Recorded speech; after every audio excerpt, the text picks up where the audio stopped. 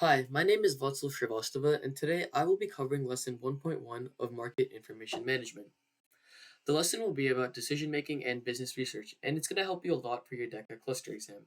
So let's get right into it. So we will be discussing the specific ways a business does its research when planning how to advertise, sell, and even create its product. In order to successfully sell a product, lots of research has to be done. And before a company goes public with their product or service, they need to be able to understand the market.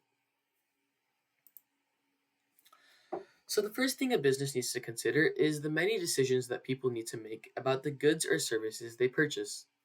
More specifically, these decisions can be segmented into four categories: routine decision making, limited decision making, extensive decision making, and impulse buying. And we're going to get into those on the next slide. So, routine decision making involves the choices that someone makes regularly. These are usually for everyday items like personal supplies and snacks. Because these purchases are frequent and familiar, they require minimal thought and effort. For example, when you pick up a bag of chips at your local supermarket, or even a couple fruits or veggies.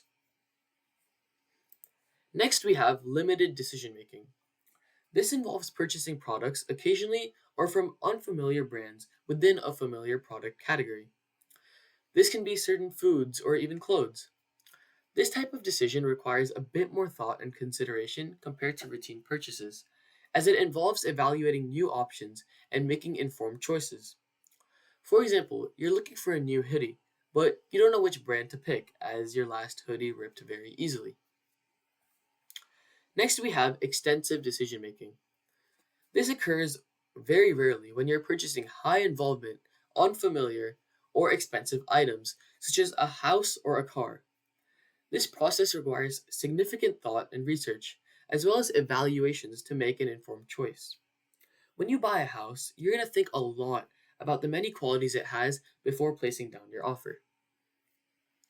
And finally, we have impulse buying. Now, this just refers to making purchases spontaneously, without any prior consideration. For example, this could be just picking up an item at the checkout counter, such as a pack of gum, or even going on an unplanned shopping spree. Also, when you shop on Amazon, sometimes that can be described as impulse buying.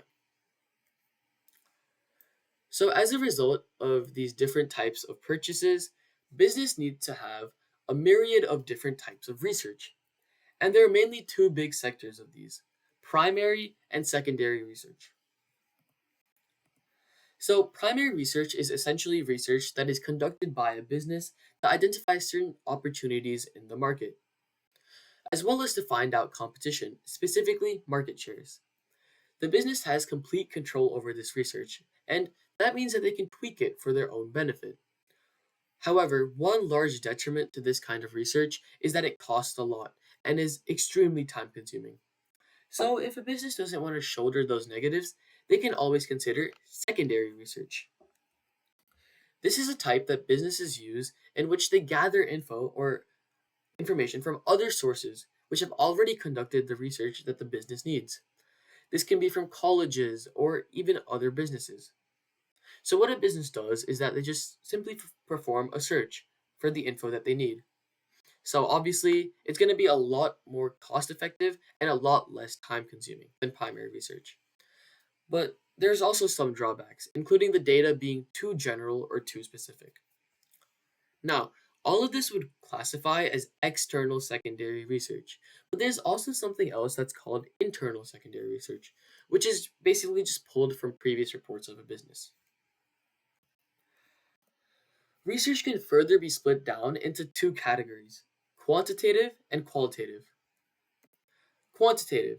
To put it simply, it deals with large numbers and statistics. For example, how many of something or how much.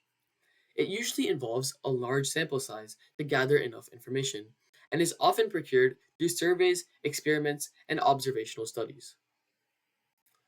Qualitative research, on the other hand, is a much more abstract form of research.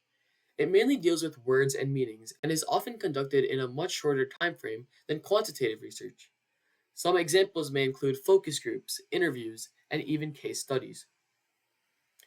Now, research can be also conducted via gathering feedback.